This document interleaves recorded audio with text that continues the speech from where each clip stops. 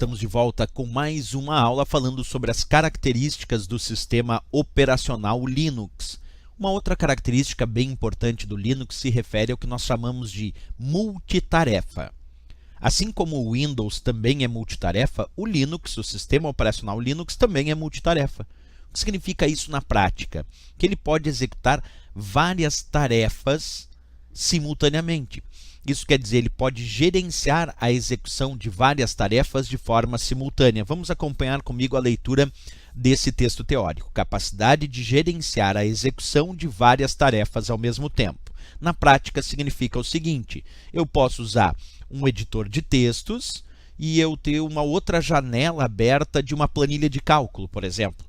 E aí eu tenho lá duas janelas, uma de uma planilha de cálculo e uma outra janela de um editor de textos. E as duas janelas estão ali com esses dois programas sendo executados simultaneamente. E o Linux tem a capacidade de realizar esse gerenciamento de várias tarefas, o gerenciamento da execução dessas várias tarefas ao mesmo tempo. Por isso, multitarefa.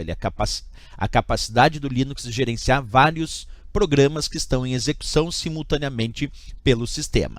Mas tem uma outra dúvida que algumas provas colocam, onde dizem que o Linux tem a ideia de multitarefa preemptiva.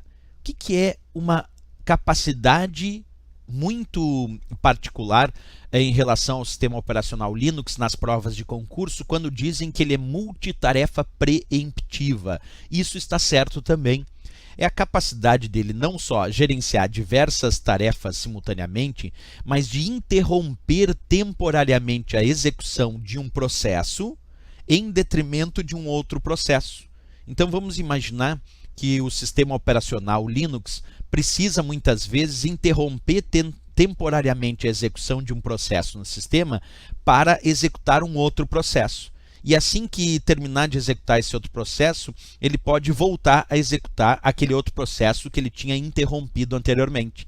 Então, muitas vezes, para o usuário nem percebe, muitas vezes, que há uma interrupção de um processo em detrimento de um outro mais importante, porque isso é tão rápido que muitas vezes a gente não percebe.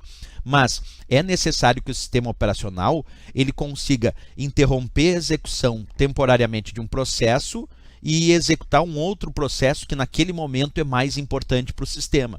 E logo depois retomar de novo a execução daquele processo que ele tinha interrompido. Só que isso, claro, num gerenciamento muito rápido e muito eficiente no sistema, do qual o usuário acaba nem percebendo essa diferenciação.